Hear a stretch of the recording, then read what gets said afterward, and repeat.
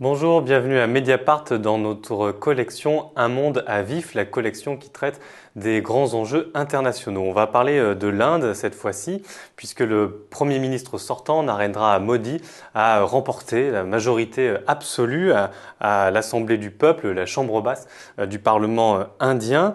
On va en parler avec Christophe Jaffrelot. Bonjour. Bonjour. Alors vous êtes directeur de recherche au CNRS, vous êtes membre du CERI à Sciences Po, vous êtes spécialiste de l'Asie du Sud et de l'Inde en particulier. On signale votre ouvrage, L'Inde de Modi, national populisme et démocratie ethnique. Et je vous interroge aujourd'hui avec mon collègue Romaric Gaudin, que les téléspectateurs et actrices de Mediapart connaissent bien. La thèse que vous défendez dans ce livre, c'est que Modi fait peu à peu entrer la démocratie indienne dans un nouvel âge, le troisième âge, dites-vous, qui est l'âge de la démocratie ethnique, et au moyen d'une stratégie qui est la stratégie nationale populiste. Alors on va prendre le temps de revenir sur ces termes et sur cette thèse globale, mais pour introduire à notre discussion une question qui va être volontairement naïve. Comment ça se fait que dans un pays où on a de telles inégalités, où on a vu surtout des mobilisations de masse, notamment de la paysannerie, contestation contre le pouvoir, un pays dont la conjoncture économique visiblement est en train de se retourner, comment se fait-il que Modi et son parti, le BJP, parviennent, alors qu'ils sont sortants, à nouveau à avoir une majorité absolue? Eh bien parce que cet homme a réussi à se réinventer à l'occasion de cette campagne électorale.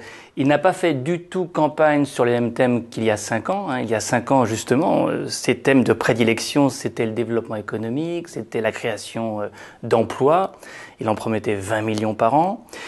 Rien de tout cela n'est arrivé, bien sûr, mais il a réussi à, en quelque sorte, détourner l'attention de ce bilan assez mitigé en se réinventant sous un autre jour, celui du protecteur de la nation menacée par l'islamisme, menacée par le Pakistan, et dans un contexte qui était évidemment très favorable, puisque les frappes, les attentats de février dernier, qui ont fait 41 morts parmi les soldats indiens au Cachemire, ont été suivis pour la première fois depuis la guerre de 1971 de frappes aériennes indiennes que Modi a décidé avec une audace absolument remarquable, remarquée en tout cas, et il est apparu du coup comme un héros guerrier qui protégeait la nation contre ces menaces.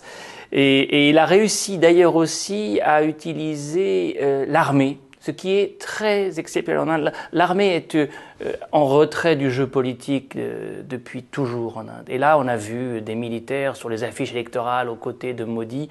Bref, ça a été le répertoire sécuritaire habituel. Dans d'autres pays, on l'a vu, Netanyahou a fait une campagne exactement sur ces lignes-là pour gagner lui aussi au même moment ou presque. C'est habituel ailleurs. Là, c'était une première et ça a marché. Et maintenant, évidemment, on voit les problèmes économiques et sociaux revenir, mais il y a eu une parenthèse de plusieurs mois, en fait, au cours de laquelle il a pu marteler son discours. Alors, Modi apparaît comme l'incarnation ou le défenseur du nationalisme hindou. Vous décrivez dans ce livre que j'ai cité tout à l'heure cette idéologie, sa genèse, son développement. Vous dites quelque chose d'important, c'est que il n'y a pas que la religion qui est la composante de cette identité hindoue, cette identité exclusive, qui offre une vision fermée, organiciste, comme on dit en langage savant de la nation. Alors, outre la religion, qu'est-ce qu'il y a? La langue, qui concerne moins de monde quand même en Inde? Tout à fait. En fait, vous retrouvez dans ce nationalisme hindou ce qu'on peut trouver du côté du sionisme, par exemple, la définition d'un peuple qui va avoir des caractéristiques linguistiques, religieuses, culturelles, une identité qui, en plus de cela, est complétée par un territoire. Pour le nationalisme hindou, ces 4 critères sont absolument fondateurs. Bien sûr, la religion, mais à la limite, ils n'en parlent pas en premier. Et ils ne sont pas particulièrement religieux. Certains d'entre eux ne vont pas au temple. Ils pratiquent peu, quoi. Ils pratiquent assez peu.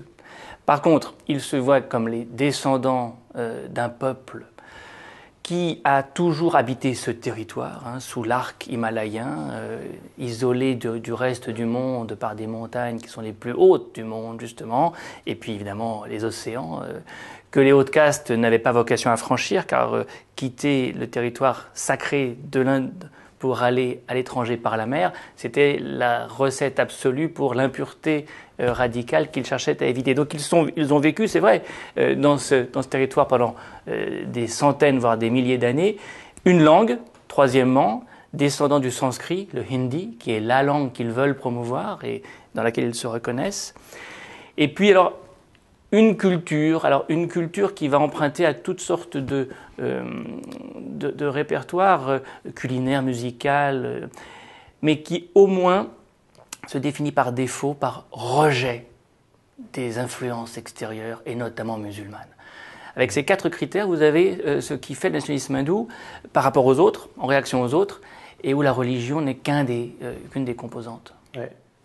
C'est un élément intéressant de voir dans cette élection que ces 4 critères que vous décrivez, il y a quand même des régions en Inde qui résistent, ou en tout cas qui ne peuvent ne pas se reconnaître, en tout cas dans ces critères-là. C'est le sud dravidien de l'Inde, et puis le nord-est, ces territoires du nord-est. Et là, qu'est-ce que vous avez pu constater avec les élections finalement? Est-ce que Modi a réussi à faire passer cette culture politique du nationalisme hindou dans ces territoires qui étaient assez opposés à cette idée? Dans certaines zones, oui. Il y a une progression géographique de la présence du nationalisme hindou qui est assez spectaculaire dans le nord-est, justement. Dans le nord-est, qui est fait, en fait, de 7 États. Il y a l'Assam, qui est le long du Brahmapoutre, la rivière, le fleuve majeur du nord-est, et puis une guirlande de petits États frontaliers de la Chine. Là, le BJP a remporté pratiquement le Grand Chelem. Et c'est totalement nouveau, c'est une première.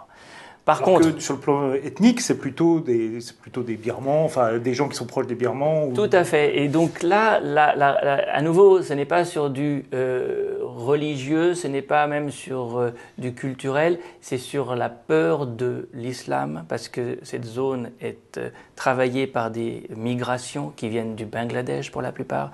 Et le BJP a réussi à conquérir les électeurs de ces zones en disant « si vous nous élisez, nous ferons en sorte de déporter, d'abord d'enregistrer les migrants illégaux et puis de les déporter. » Et on a créé des camps, on a ouvert des camps, on a 4 millions de personnes qui sont pour l'instant sans nationalité indienne garantie en quelque sorte. Et ça, les majorités locales, les fils du sol, qui se sentaient envahis par les migrants, eh bien, ils ont acheté. La zone qui n'a pas du tout basculé, c'est le sud. Et le sud dravidien, principalement le Tamil Nadu et le Kerala, a voté contre le BJP. Ils n'ont qu'un siège dans ces 2 États. D'autres États résistent, l'Andhra Pradesh, le Telangana, voire le Karnataka, des États du sud dravidiens, où on peut voter Modi pour le rôle de Premier ministre, pour défendre la nation face à ces menaces, mais où on ne votera pas BJP pour gouverner l'État. Le BJP ne gouverne aucun des 5 États dravidiens. Et ça, c'est le signe. Ça s'est vu lors de ces élections, puisqu'il y avait aussi des élections régionales qui ont été perdues par le BJP. Tout à fait. En Andhra Pradesh, le BJP a fait chou blanc. Encore une fois, les électeurs locaux ont voté pour lui, pour Modi, comme Premier ministre, mais ont voté pour un parti régional, dirigé par un chrétien d'ailleurs. C'est un chrétien qui est maintenant chef du gouvernement de l'Andhra Pradesh. Vous parliez tout à l'heure de la menace, et c'est bien expliqué dans le livre aussi. Modi joue sur la stratégie de la peur. Pour conclure sur l'identité de ce nationalisme hindou, puisqu'il existe diverses sortes de nationalisme qui sont plus ou moins inclusifs, excluants. Comment le nationalisme hindou, en tout cas celui qui est porté par Modi et son parti, comment est-ce que vous le définissez? Est-ce que si on prend une échelle occidentale, est-ce qu'on peut le placer à l'extrême droite ou est-ce que c'est beaucoup plus compliqué que ça? Non, on peut. Et d'ailleurs, rappelez-vous, hein, dans son débat avec Macron, Marine Le Pen s'était réclamée de cette amitié avec Modi. Et ça n'est pas étonnant. Il y a des affinités très fortes. On est face à un nationalisme ethnique, alors qu'on peut appeler ethno-religieux, mais encore une fois, le religieux n'est pas si important que ça au final. Et donc, on est sur quelque chose d'assez banal en un sens. Hein. Une nation se définit par des marqueurs d'identité, on peut dire primaires, hein, qui sont le sang qui coule dans nos veines, la culture qu'on a héritée de nos parents, le territoire où nous sommes enracinés, et les apports extérieurs sont vus comme des pièces rapportées. Les minorités musulmanes en Inde, 15% de la population chrétienne, 2%, sont perçues comme des pièces rapportées, qui peuvent certainement rester musulmanes ou chrétiennes dans la sphère privée, mais quand elles sont dans la sphère publique, elles doivent prêter allégeance à l'identité nationale qui est en fait résumée par la culture hindoue. On est sur des territoires très balisés, parce que face à ça, le Congrès, héritier de Gandhi et de Nehru, lui représente... Le principal parti d'opposition, hein, qui est fondateur de l'État indien en tout cas. Voilà, et lui a une définition, on peut dire, inclusive de la nation, disant tous ceux qui vivent dans les frontières de l'Inde, quelle que soit leur religion, leur culture, leur langue, sont indiens. Alors ça c'est la vision de la nation. Ensuite, il y a les éléments stratégiques, le répertoire d'action des dirigeants. Ce que vous venez de dire sur la stratégie de la peur, vous avez employé l'adjectif banal. Sur la stratégie de la peur, vous décrivez aussi la façon dont il utilise les médias numériques. Est-ce que c'est des répertoires d'action qui, pour le coup, peuvent être retrouvés ailleurs qu'en Inde, et en ce sens-là, ce ne sera pas spécifique à l'Inde, ce qui se passe avec Modi. On peut en donner d'autres exemples de leaders autoritaires qui emploient les mêmes types de stratégies. Bien sûr, parce que pour le populiste, les médias sociaux, c'est du pain béni. Le populiste a pour ambition principale d'être en relation directe avec le peuple, justement, pour l'incarner d'autant plus. Hein. Donc, les institutions qui peuvent faire écran, les partis, les parlements, les syndicats, toutes les organisations qui peuvent être autant d'obstacles à cette relation, eh bien on cherche à les court-circuiter. WhatsApp, en Inde, c'est ce que tweet est à Trump, en un sens. Hein. C'est par là qu'on fait une campagne électorale. Le nombre de WhatsApp groups, les groupes WhatsApp qui ont été constitués, on les compte par dizaines de milliers dans la mouvance du BJP et de Modi. On les a même construits pour les vendre. Il y a une bourse aux WhatsApp groups dans une campagne électorale indienne. C'est par là que ça passe. Donc oui, ça c'est quelque chose qu'on retrouve ailleurs. Hein. Au point qu'on se demande parfois s'il n'y a pas des compagnies de marketing politique qui vendent les mêmes recettes à différents leaders. Mais de cela, nous n'aurons, à mon avis, jamais la preuve, car c'est un secret bien gardé. Ouais, WhatsApp, on en avait parlé aussi beaucoup au Brésil au moment de l'élection. Tout à fait. Bolsonaro est un expert. Voilà, Romaric. Si on revient un petit peu quand même sur l'échec de l'opposition que représentent ces élections, comment vous analysez justement l'échec du Congrès qui avait... non pas un boulevard, mais quand même des thèmes sur lesquels il pouvait s'appuyer, hein, l'emploi. Il avait développé cette idée où sont les emplois promis par Narendra Modi, la crise paysanne, la démonétisation des billets qui s'était quand même relativement in fine mal passé. Ça, il faut expliquer peut-être, ceux qui nous regardent, qui ne connaissent pas, c'est que des billets... oui, les billets les plus utilisés, hein, c'est ça. 500 roupies et 1000 roupies, voilà. Soit 85% de la masse monétaire ont été retirés de la circulation en novembre 2016, du jour au lendemain. Voilà. Et donc évidemment, ça a privé notamment les plus fragiles, les plus faibles, hein, de moyens monétaires directs.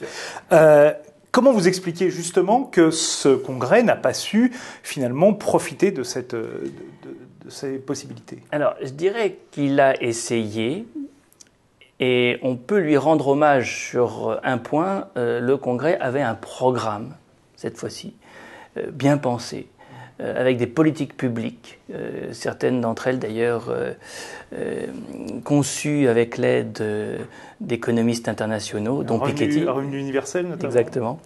Non, il y avait un programme. Et il y avait un programme dans lequel on parlait même d'environnement, ce qui est en Inde absolument exceptionnel. On parlait même de réforme des lois liberticides, car Dieu sait si la répression au Cachemire s'appuie sur une législation liberticide. Le Congrès avait un programme courageux, complet, qu'il n'a jamais réussi à faire valoir ni à faire entendre. Et pour cela, je dirais, il y a deux explications à cela. La première, les médias sociaux, mais médias mainstream tout autant, n'ont pas voulu faire le moindre écho à ce programme. Et ont blacklisté littéralement Rahul Gandhi, qui était le leader du Congrès, celui qui portait ce programme. Ce qui s'explique par le fait que la plupart des journaux, des chaînes de télévision appartiennent à des groupes privés, ayant d'autres activités que l'information, et ayant du coup besoin de l'autorisation du pouvoir pour investir, pour diversifier leur production, pour tout ce qu'il faut imaginer en Inde. Ça, c'est un énorme problème. On est face à une scène médiatique qui est devenue monocolore. Et deuxièmement, en fait, il y aura même une troisième explication, mais la deuxième est très importante, l'argent a coulé à flot à un niveau inimaginable. On vient d'avoir des chiffres là, comme toujours, il faut attendre la fin des remises de recettes et de dépenses pour savoir combien a été dépensé. On évalue à 7 milliards de dollars l'argent qui a été dépensé dans cette élection. 95% de cet argent de la part du BJP lui-même. C'est les élections les plus chères du monde, qui ont servi à quoi ? Qui ont servi notamment à payer tous ces trolls, ceux qui sont derrière les pupitres, à inonder la population de leurs messages via les réseaux sociaux, mais qui a servi aussi, de manière sonnante et trébuchante, à payer les électeurs. La veille, l'avant-veille, on va distribuer l'alcool, les saris, tout ce que vous pouvez imaginer dans les bidonvilles, et ça peut suffire, ça peut marcher. Il n'y a pas de financement public en Inde de la vie politique. La loi a changé, Narendra Modi a changé la loi. Maintenant, vous pouvez, de manière anonyme, donner autant que vous voulez en achetant des bons électoraux. C'est, en un sens, à l'américaine. Donc, aucune législation, vous avez raison de le souligner, côté financement de la campagne, aucune législation côté accès aux médias. 80% du prime time, c'est Modi. On le sait maintenant aussi parce qu'on a pu compiler les chiffres. Vous évoquez une troisième raison. Et alors, la troisième raison, et c'est tout à fait préoccupant, c'est que la commission électorale qui est chargée d'organiser le scrutin, mais de A à Z, c'est une des commissions qui avait la meilleure réputation au monde parce que c'est elle qui enregistre ses électeurs et c'est elle qui déploie les forces autour des bureaux de vote pour qu'il n'y ait pas de violence autour des urnes. Bref, c'était la grande prêtresse de cette cérémonie qui est la grande élection, la plus grande élection du monde tous les 5 ans. Qui brasse des centaines de millions d'électeurs, faut le rappeler. Quand 900 millions étaient appelés aux urnes, 67% d'entre eux ont voté, vous imaginez. Bon. Et bien cette fois-ci, elle a été discréditée par une incapacité à faire valoir le code de conduite morale, c'est le mot, Moral Code of Conduct, qu'elle avait édicté. On a laissé le BJP et Modi lui-même parler justement de guerre, de nucléaire, d'armée. On a laissé l'armée rentrer dans le jeu en dépit de ce que la Cour suprême elle-même a fini par dire. La Cour suprême, la dernière institution qui résiste aujourd'hui, a rappelé la commission électorale à l'ordre lui disant « mais faites votre travail, vérifiez qu'on ne passe pas les lignes rouges de manière répétée ». Autre exemple, l'assassin du Mahatma Gandhi, Nathuram Godse, qui est un des héros du nationalisme hindou, a été présenté comme un patriote. On a franchi une ligne rouge de plus cette fois-ci. Et, comme on dit en anglais, they get away with it, en toute impunité. On va peut-être passer dans cet entretien à plutôt l'avenir et donc tous les enjeux politiques, économiques, écologiques qui vont se poser pour le nouveau mandat Modi. Politique d'abord, vous évoquez une démocratie ethnique dans votre livre, qui serait donc le nouvel âge de la démocratie indienne. Une double question. Premièrement, est-ce que, pour celles et ceux qui nous écoutent, vous pouvez définir ce que c'est une démocratie ethnique, que c'est inspiré du cas israélien. Et deuxièmement, dans le même temps, est-ce que c'est pas un terme qui euphémise un peu trop les choses ? On a beaucoup critiqué à Mediapart le terme de démocratie illibérale quand on l'applique aux régimes d'Europe de l'Est qui en réalité sont sur des pentes autoritaires. Donc est-ce que c'est pas aussi un terme qui euphémise les pratiques autoritaires et violentes de ce pouvoir ? Alors, d'abord la définition, pour effectivement savoir de quoi on parle. Et comme vous le dites, c'est un terme, une formule qui nous vient d'Israël. C'est Sami Smoua, un politiste israélien qui, pour décrire le régime politique d'Israël, utilise cette notion de démocratie ethnique. Disant, oui, il y a de la démocratie, on vote, il y a une presse encore critique, une justice encore indépendante, et d'ailleurs on le voit ces temps-ci. Donc il y a des piliers de démocratie qui sont en place, mais certains ont plus de droits que d'autres, comme dirait Orwell, qui n'a jamais été autant d'actualité, et les minorités ont objectivement moins de droits que la majorité. Alors dans le cas d'Israël, c'est même explicite, puisque Israël est l'État des Juifs. Donc les Arabes israéliens ont moins de droits que les... Par définition. Dans le cas indien, on n'a pas changé la constitution, on est toujours soi-disant séculariste, et tous les citoyens sont censés être égaux.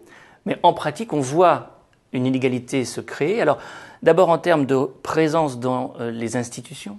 Les musulmans sont maintenant écartés de pratiquement tous les lieux de pouvoir, qu'il s'agisse de la police, de l'armée, de la justice, maintenant du Parlement. Dans l'Assemblée qui vient d'être élue, on a moins de 5% de musulmans députés, quand ils sont 15%. Et encore, c'est notamment grâce au Cachemire où on ne peut pas ne pas élire des musulmans puisque la majorité est musulmane. Écarté des lieux de pouvoir et puis victime de discrimination. De discriminations qui peuvent être, et là je comprends pourquoi vous dites que c'est un euphémisme, parce que ces discriminations peuvent être d'une violence terrible. Ça peut aller de l'impossibilité de faire un mariage mixte, de l'impossibilité d'habiter un quartier mixte, puisqu'il y a des groupes paramilitaires, on peut dire des formes de milices, qui veillent à ce qu'on ne fasse pas des achats immobiliers intempestifs, pour à nouveau faire un euphémisme. Et puis ça peut aller beaucoup plus loin. Et ce qu'on a vu pendant ces 5 années, c'est des lynchages de musulmans accusés de transporter des bovins, accusés de les amener à l'abattoir, alors que parfois c'était des éleveurs qui simplement ramenaient leurs bêtes à la ferme. À nouveau, ce sont des milices, des polices privées, des armées privées. En Inde, on parle de vigilantisme. Le vigilantisme est un mot qui passe mal en français. Mais c'est ça l'idée, c'est faire la justice soi-même.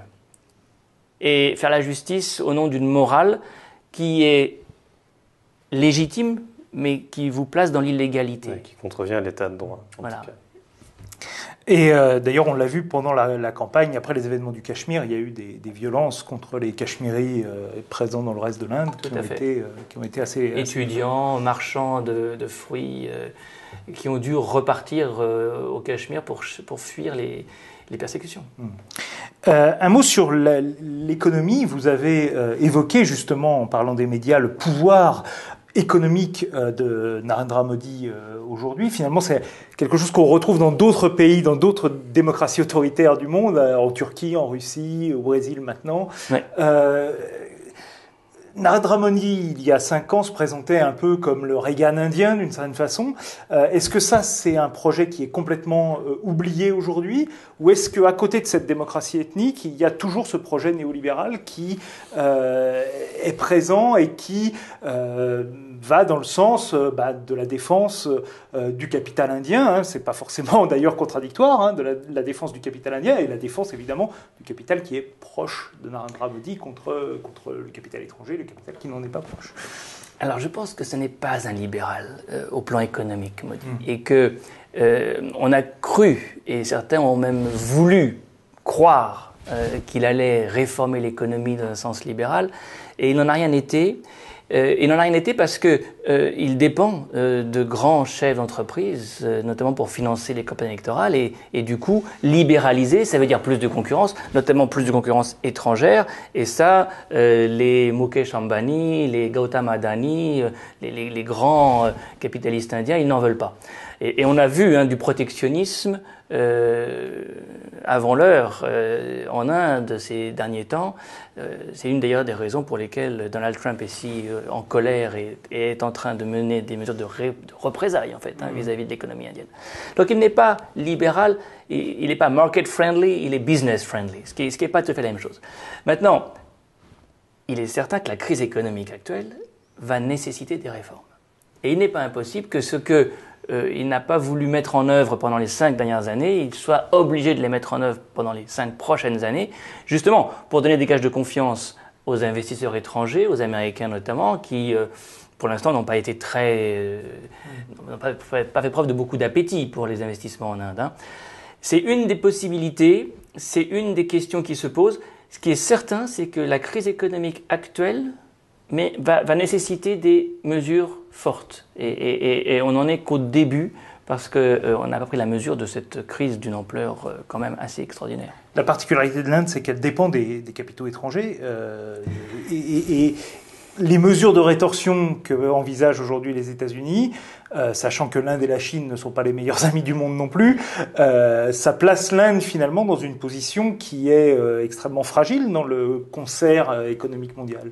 Oui, elle a joué la carte du non-alignement sans le dire. Elle a continué à jouer cette carte. Elle a voulu se rapprocher des États-Unis. Elle se rend compte que c'est beaucoup plus compliqué que ce qu'elle pensait et que voter Trump ne suffit pas à s'en faire un ami. Donc c'est vrai que l'Inde va quand même avoir un problème d'isolement international, le mot est trop fort, mais l'équidistance à distance avec de nombreux partenaires ne fait pas justement de ses partenaires des proches très, très convaincus. Il n'est pas impossible que pour finir, et paradoxalement, ce soit la Chine qui investisse en Inde plus que quiconque. Et ce serait paradoxal mais logique, parce que les coûts de manœuvre augmentent en Chine et on cherche à la relocaliser. C'est un des endroits, l'Inde, où il y a une main-d'œuvre bon marché abondante. Et puis pour la Chine, réussir à mettre un pied en Inde, ça fait quand même partie du grand projet des routes de la soie terrestres et maritimes. La Chine est partout dans la zone, sauf en Inde. Et déjà, on l'ignore trop souvent, l'Inde est le 3e partenaire commercial de la Chine. Plutôt le contraire, la Chine est le 3e partenaire commercial de l'Inde, avec d'ailleurs un énorme déficit, comme toujours avec les Chinois. Mais elle est déjà dans la dépendance de la Chine en vérité. Une dernière question, Christophe Jaffrelot, à propos de l'enjeu écologique. Vous l'avez dit tout à l'heure, les enjeux environnementaux, écologiques au sens large, sont souvent ignorés dans les campagnes électorales. Et pourtant, ce mur écologique s'avance. Avant qu'on démarre cette émission, vous évoquiez le cas de grandes villes qui allaient se retrouver privées d'eau dans les années à venir. C'est une des choses que l'on peut anticiper, calculer la consommation d'une ville et la nappe phréatique sur laquelle elle vit, ou les barrages environnants, et on peut prévoir pour combien de temps on a encore de l'eau. Et on sait que pour une ville comme Bangalore, ça se compte en une demi-douzaine d'années. Une ville comme Bangalore qui est dans les 10 premières villes de l'Inde. La plupart des grandes villes de l'Inde souffrent déjà, mais vont souffrir encore davantage de cette pénurie d'eau, et deuxièmement, d'une pollution atmosphérique qui est particulièrement meurtrière dans le nord. La ville de Delhi étant maintenant la plus peuplée au monde, la plus polluée au monde, une des plus peuplées aussi, mais surtout la plus polluée au monde. Et là, on a de la surmortalité. Un bilan récent évoquait que plus d'1 million de personnes étaient mortes du fait de la pollution atmosphérique l'an dernier, des enfants et des vieillards. Bon, les deux sont liés. Il n'y a pas de groupe de pression écologique, donc il n'y a pas de politique publique défendant l'environnement. Et on voit que cette élection n'a pas fait de place à cet enjeu, ce qui est criminel. On va se quitter sur cette note plutôt alarmiste. Merci Romaric, merci à vous Christophe Jaffrelot d'avoir accordé cet entretien, et à bientôt sur Mediapart pour regarder toutes les autres vidéos de la collection et du journal.